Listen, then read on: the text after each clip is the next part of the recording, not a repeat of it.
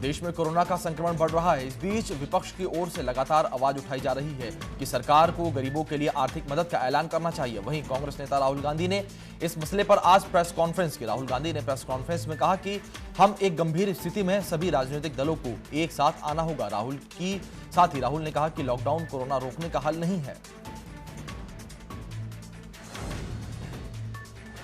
देश में कोरोना मरीजों का आंकड़ा 12,000 को पार कर गया है और 400 से अधिक लोगों की मौत हो चुकी है। स्वास्थ्य विभाग ने ताजा आंकड़ों के मुताबिक देश में कुल मरीजों की संख्या 12,380 है। इसमें से 414 मरीजों की मृत्यु हो चुकी है, जबकि 1489 लोग ठीक हो चुके हैं। अभी पूरे देश में 10,447 एक्टिव केस हैं। कोरोना के बढ़ते संक्रमण को देखते हुए इस लॉकडाउन के दौरान स्वास्थ्य मंत्रालय ने सख्त गाइडलाइन जारी की है। अब पूरे देश के सभी जिलों को 3 जोन में बांटा गया है। स्वास्थ्य मंत्रालय की ओर से कोरोना संक्रमण को रोकने के लिए नई रणनीति बनाई गई है, जिसके तहत सभी जिलों को 3 जोन में बांटा गया है। पहला हॉटस्पॉट, दूसरा नॉन हॉटस्पॉट और तीसरा वो जिले जहां अब तक कोई केस नहीं आए हैं और वो उभर चुके हैं। दिल्ली में एक पिज्जा डिलीवरी करने वाले शख्स की लापरवाही 72 लोगों पर भारी पड़ गई। दरअसल यह शख्स कोरोना पॉजिटिव निकला है। इसके बाद शख्स के संपर्क में आए साउथ दिल्ली के हौस खास और मालवीय नगर के 72 लोगों को होम क्वारंटाइन किया गया है।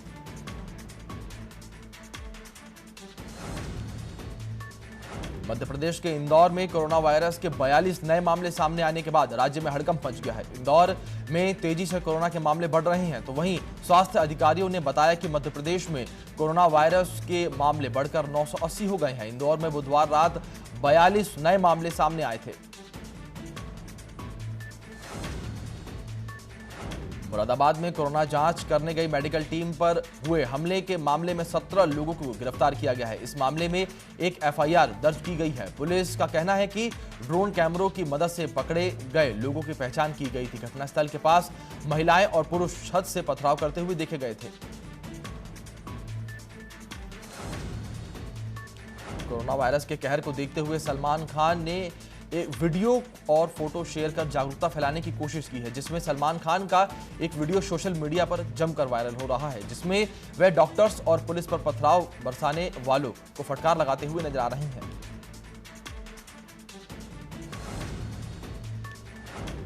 लखनऊ में पहले कोरोना पॉजिटिव मरीज की मौत के बाद कब्रिस्तान कमेटी और इलाकाई लोगों ने शव को ऐशबाग स्थित कब्रगाह में दफनाने नहीं दिया। देर रात तक पुलिस ने काफी समझाने बुझाने के बाद भी लोग शव दफनाने की अनुमति देने को तैयार नहीं हुए। लोगों का कहना था कि शव के दफन होने से इलाके में कोरोना महामारी फैलने का डर है।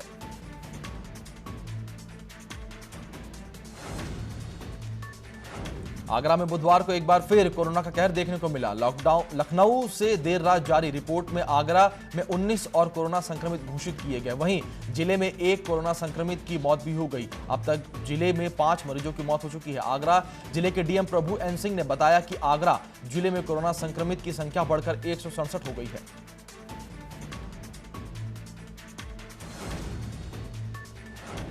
बागपत जिले में एयरफोर्स के हेलीकॉप्टर की इमरजेंसी लैंडिंग करानी पड़ी। दरअसल गाजियाबाद के हिडन एयरबेस से सुबह हेलीकॉप्टर ने उड़ान भरी थी, लेकिन अचानक ही विमान में कोई तकनीकी खराबी आ गई, जिसके बाद हेलीकॉप्टर को ईस्टर्न पेरीफेरल एक्सप्रेसवे पर उतारना पड़ा। जानकारी होते ही मौके पर पुलिस प्रशासन के अधिकारी पहुंच गए। बता दें कि पायलट और सह पायलट सुरक्षित है।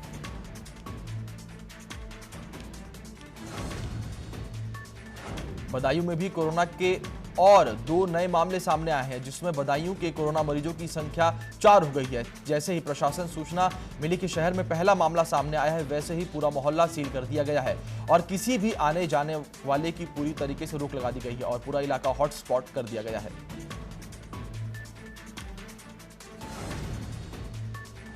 कानपुर में लगातार कोरोना पॉजिटिव केस बढ़ रहे हैं, जिसके बाद अब 3 नए कोरोना पॉजिटिव केस सामने आए हैं। कानपुर में अब कुल 23 पॉजिटिव केस सामने आ चुके हैं। साथ ही 21 एक्टिव केस के साथ एक मरीज ठीक हो चुका है और एक कोरोना पॉजिटिव की मौत भी हो चुकी है। वहीं सीएमओ डॉक्टर अशोक शुक्ला ने बताया कि मृतक के परिवार में एक महिला और एक बच्चे में कोरोना की पुष्टि हुई है।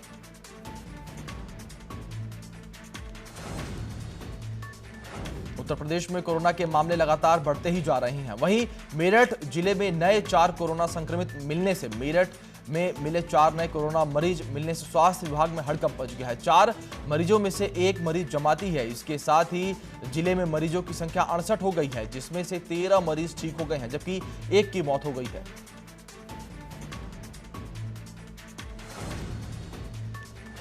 कन्नौज में एक ही परिवार के 3 सदस्यों की कोरोना रिपोर्ट पॉजिटिव आने से जिले भर में हड़कंप मच गया है। बताया जा रहा है कि सौदान सिंह दिल की बीमारी से परेशान थे। वो हॉस्पिटल में 5 दिन पहले अपना इलाज कराने गए थे, जहां पर वह कोरोना संक्रमित लोगों के संपर्क में आए थे, जिस वजह से परिवार के सभी लोग कोरोना संक्रमित हो गए।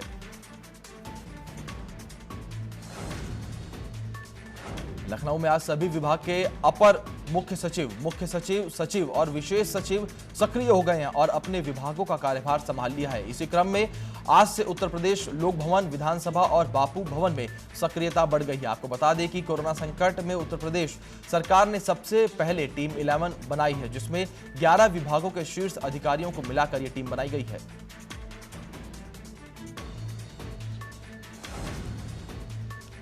मैनपुरी जिला में आगरा से इलाज कराकर वापस लौटे मरीज में कोरोना वायरस की पुष्टि हुई है, जिसके बाद स्वास्थ्य विभाग में हड़कंप मच गया है, जिसकी वजह से मैनपुरी जिले को 72 घंटे के लिए पूरी तरह से लॉकडाउन कर दिया गया है। जिले में मेडिकल, फल सब्जी की दुकानें भी बंद रहेंगी। करहल मैनपुरी के मरीज पारस हॉस्पिटल से इलाज कराकर वापस लौटे।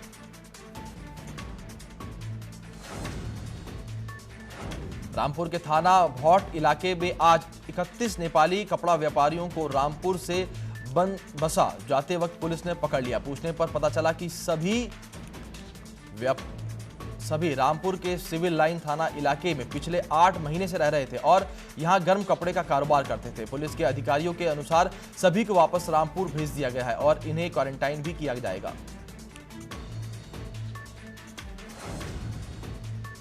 सहारनपुर में क्वारंटीन सेंटर में 3 संदिग्ध फरार हो गए हैं। बताया जा रहा है कि मजदूर लुधियाना, चंडीगढ़ से लौटे थे, जिसके बाद लॉकडाउन के दौरान सभी को क्वारंटाइन किया गया था, जिसके बाद मजदूर क्वारंटाइन से फरार हो गए। पुलिस फरार मजदूरों की तलाश में जुट चुकी है।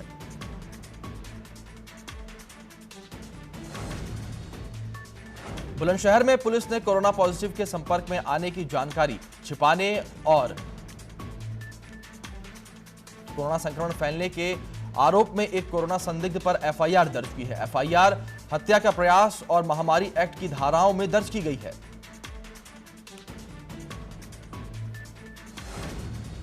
संभल की पुलिस एक बार फिर चर्चा में बनी हुई है, क्योंकि संभल में पुलिस ने गश्त का तरीका बदल दिया है। लोगों को झुंड बनाकर रोकने के लिए पुलिस गाड़ी से गश्त न लगाकर अब साइकिलों से गश्त लगा रही है। दरअसल पुलिस की गाड़ी की आवाज सुनकर लोग भाग जाते थे, इसलिए पुलिस साइकिल से गश्त लगा रही है।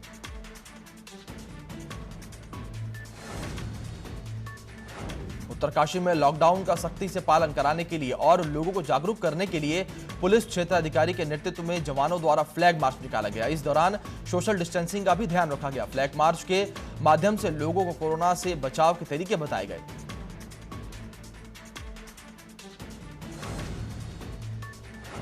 बलिया में डीआईजी सुभाष चंद्र दुबे ने देर रात सादी वर्दी में पेट्रोलिंग की और लॉकडाउन का रियलिटी चेक किया। वहीं बिना पास के जाते 2 बाइक सवारों को रोका और बेवजह घूमने पर उनका चालान काटने का आदेश दिया।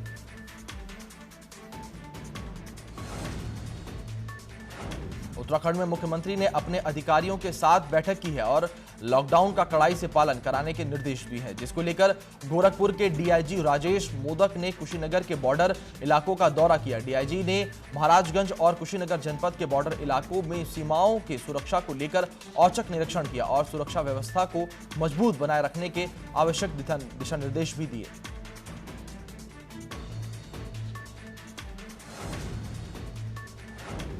रशिया ने पिछले साल मई में हुए 2019 के प्लेन क्रैश का फुटेज जारी करते हुए कहा कि इन्वेस्टिगेशन ने प्लेन कमांडर डेनिस येवेदोकीमोव की गलती से 41 लोगों की जान गई थी। अब इस मामले की जांच पूरी हुई है।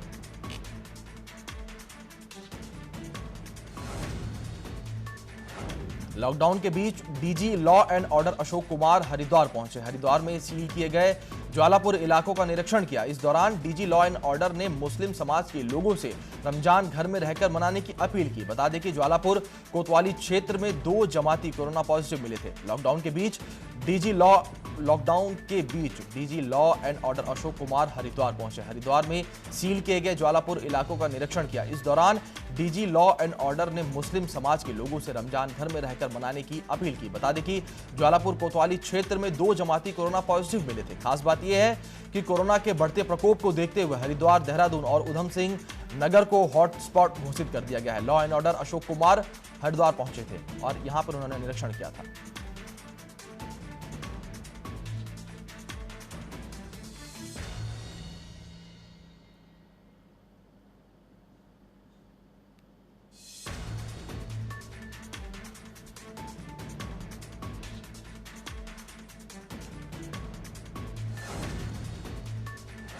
देश भर में कई शहरों में लॉकडाउन का पालन कराने के लिए पुलिस को कड़ी मशक्कत करनी पड़ रही है, तो दूसरी तरफ गांवों की तस्वीर बिल्कुल इसके उलट है। हल्द्वानी शहर से करीब 12 किलोमीटर की दूरी पर लामाचौड़ गांव में ग्रामीण खुद ही सुरक्षा व्यवस्था में जुटे हुए हैं। ग्रामीणों ने गांव के इंडस्ट्री पाइप पर लकड़ियों से बैरिकेडिंग की है। एक बैनर भी लगाया है जिसमें लिखा गया है कि गांव के बाहरी व्यक्ति का आना मना है।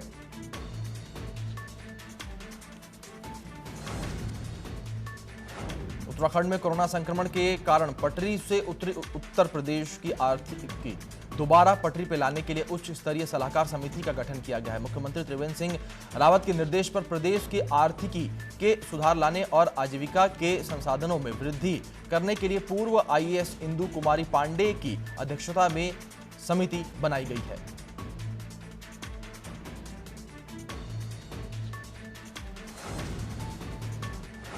केंद्र सरकार ने लॉकडाउन 2 के लिए गाइडलाइन जारी कर दी है। ऐसे में उत्तराखंड में भी इस गाइडलाइन को जारी कर दिया गया है। वहीं बीजेपी प्रदेश उपाध्यक्ष देवेंद्र भसीन के अनुसार पीएम मोदी ने जो लॉकडाउन 3 मई तक बढ़ाने का फैसला लिया है वो बिल्कुल सही फैसला है।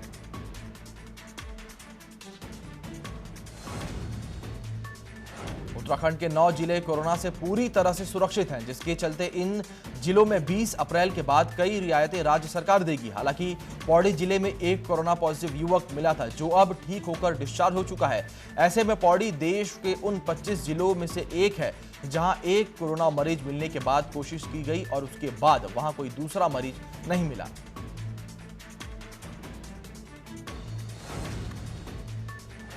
लॉकडाउन बढ़ने के बाद अभी तक उत्तराखंड सरकार ने कोई फैसला नहीं लिया है जिससे राज्य में फंसे यहां के लोगों को कोई राहत मिले। ऐसे में प्रदेश कांग्रेस अध्यक्ष ने सीएम त्रिवेंद्र से मांग की है कि जल्द से जल्द इसको लेकर सरकार फैसला ले। उनके अनुसार 14 अप्रैल तक का लॉकडाउन झेल लिया जाएगा, लेकिन 3 मई तक के लॉकडाउन को झेलने के लिए अब कई लोगों के पास आर्थिक संसाधन नहीं बचे हैं।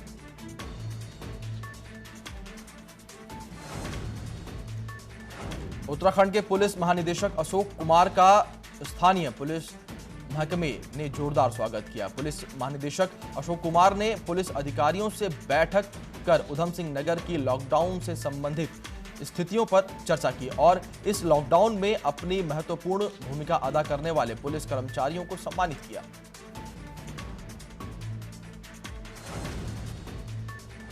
छब्बीस अप्रैल से चारधाम यात्रा शुरू होनी थी। कपाट तो खुल जाएंगे लेकिन यात्रा नहीं शुरू होगी। यात्रा तभी शुरू होगी जब केंद्र सरकार फैसला लेगी। ऐसे में उत्तराखंड में यात्रा के चलते जीवन यापन करने वाले लोगों के लिए काफी मुश्किल होने वाली है। कांग्रेस मुख्य प्रवक्ता मथुरा दत्त जोशी के अनुसार इस बार चारधाम के हालात 2013 की आपदा से भी बदतर हो गए। उनके अनुसार केंद्र सरकार को जल्द इसको लेकर कुछ फैसला लेना चाहिए।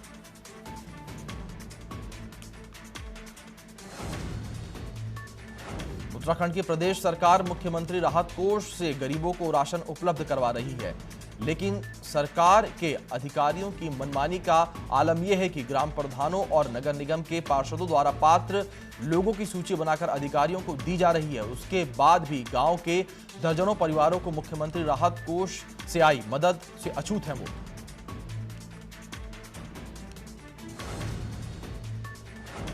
एटा के महारेरा में एसएमआई गोदाम पर लगातार घटतौली और कालाबाजारी की शिकायत सामने आ रही है। डीएम के हिदायत देने के बाद भी गोदाम संचालक अपनी हरकतों से बाज नहीं आ रही हैं। राशन डीलरों का आरोप है कि कुल 75 क्विंटल राशन में उन्हें 5 क्विंटल राशन कम दिया गया, जिसकी शिकायत उन्होंने डीएम से की है।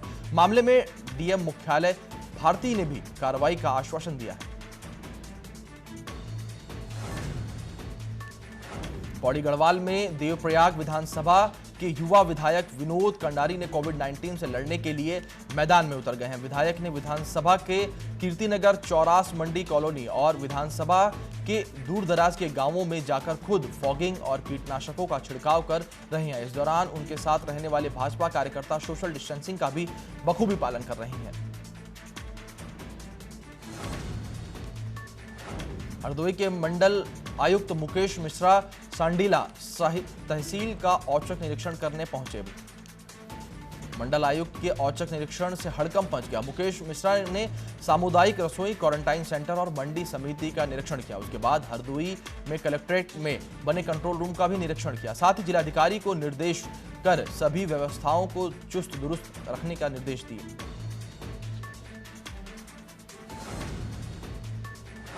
बरेली में मीट विक्रेताओं ने अपने साथियों के साथ मिलकर लेखपाल की जमकर पिटाई कर दी, जिसमें लेखपाल का हाथ टूट गया। पुलिस ने पीड़ित को इलाज के लिए अस्पताल में भर्ती करवाया। मामले में पुलिस ने 5 लोगों को गिरफ्तार किया है। बता दें कि बिथरी चैनपुर के उडला जागीर में लेखपाल ने दुकानदार से लॉकडाउन का पालन करने के लिए कहा था।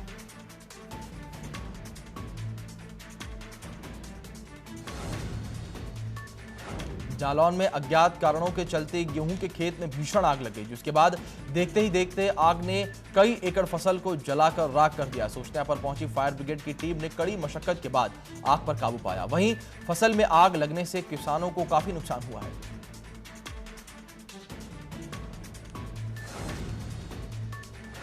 बरेली के सिरौली क्षेत्र में तेंदुआ दिखने से हड़कंप मच गया, जिसके बाद आनन फानन में ग्रामीणों ने वन विभाग को जानकारी दी, जिसके बाद वन विभाग की टीम ने वहां पहुंच गई और गांव पहुंचकर उसने तेंदुओं को पकड़ने की कोशिश की। वहीं वन विभाग से जुड़े लोगों का कहना है कि जल्द तेंदुओं को पकड़ लिया जाएगा। तेंदुए को पकड़ने के लिए अभियान चलाया जा रहा है।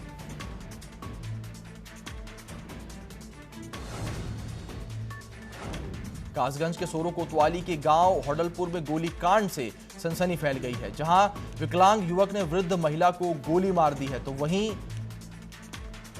महिला को जिला अस्पताल ले जाते वक्त उसकी मौत हो गई। बताया जा रहा है कि मकान के विवाद को लेकर युवक ने गोली मारी है। आरोपी गोली मारकर मौके से फरार हो गया।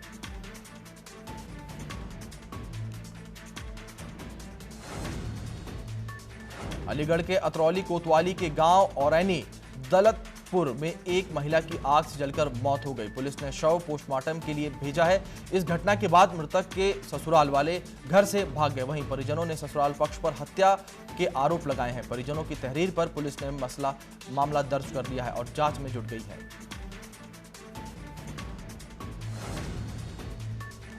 विकासनगर के साहसपुर थाना क्षेत्र के शिमला बाईपास तपरपुर गांव में लॉकडाउन के दौरान नव दंपत्ति ने आत्महत्या कर ली। दोनों ने जंगल में दुपट्टे से फांसी लगाकर अपनी जान दे दी। बताया जा रहा है कि मृतक अशोक पंजाब से मजदूरी कर लौटा था, जिसे प्रशासन ने उसके अन्य साथियों के साथ गांव में ही एक स्कूल में क्वारंटाइन किया था।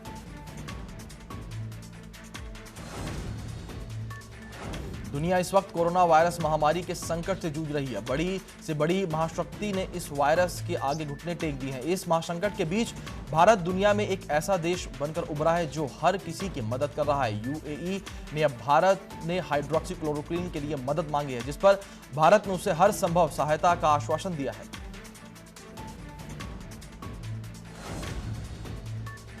कोरोना महामारी से जूझने के बाद अब चीन की कई फैक्ट्रियों में उत्पादन शुरू हो गए हैं। वहीं इसे देखते हुए चीन ज्यादा से ज्यादा उत्पादन कर दुनिया को सामान बेचना चाहता है। चीन के गोगझाऊ एयरपोर्ट से कोरोना वायरस से इलाज के इस्तेमाल होने वाली किट्स की खेप भारत के लिए रवाना की गई। इस खेप में 6,50,000 टेस्टिंग किट्स शामिल हैं।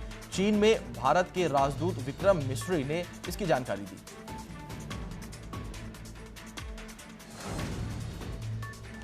कोरोना वायरस महामारी को लेकर संयुक्त राष्ट्र का कहना है कि सिर्फ वैक्सीन ही अब दुनिया में हालात सामान्य कर सकती है। अगर जल्द से जल्द कोरोना वायरस को लेकर दवाई तैयार होती है तो दुनिया के लिए बेहतर होगा। अब तक दुनिया में 20 लाख से अधिक लोग इसकी चपेट में आ चुके हैं।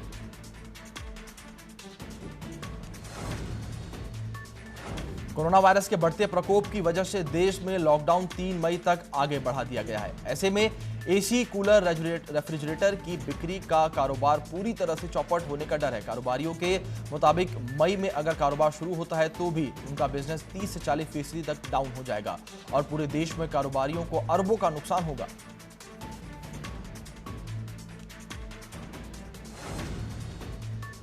कोरोना वायरस ने भारत समेत दुनिया भर में तबाही मचा रखी है। हिंदुस्तान में पूरा मेडिकल स्टाफ लोगों को बचाने में जी जान से लगा हुआ है। छत्तीसगढ़ की राजधानी रायपुर में भी ऐसी ही भावुक करने वाली मानवीय तस्वीर सामने आई है, जहां एम्स में भर्ती कोरोना पीड़ित एक महिला की 3 महीने की बेटी की देखरेख एम्स की 2 नर्स कर रही हैं। कोरोना वायरस के चलते पूरे देश में लॉकडाउन जारी है। स्टार्स भी लॉकडाउन का पालन कर रहे हैं और घर में बंद स्टार्स अपने अपने तरीके से फैंस का मनोरंजन कर रहे हैं। बॉलीवुड सिंगर मीका सिंह ने भी अपने फैंस के लिए एक स्पेशल गाना रिलीज किया है। मीका सिंह के इस गाने के अलग होने के पीछे की बात यह है कि क्वारंटाइन लव पर आधारित है। गाने की थीम लॉकडाउन में 2 स्टार्स के प्यार की कहानी है।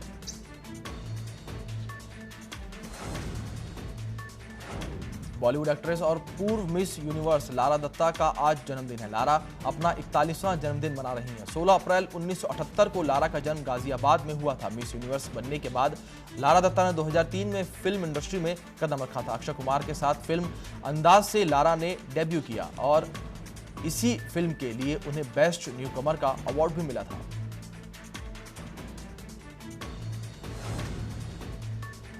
करीना कपूर खान बॉलीवुड की सबसे पॉपुलर एक्ट्रेसेस में से एक है। उनके जीवन से जुड़ी हर बात खबरों का हिस्सा बनती है। ऐसे में उनके साथ काम के साथ साथ नजरें दिखाने की कहानी भी खबरों में अक्सर सुनने को मिलती है। अब सोशल मीडिया पर करीना कपूर खान का एक वीडियो वायरल हो रहा है। इस वीडियो में आप करीना को अपने स्टाफ के लोगों को डांटते हुए देख सकते हैं।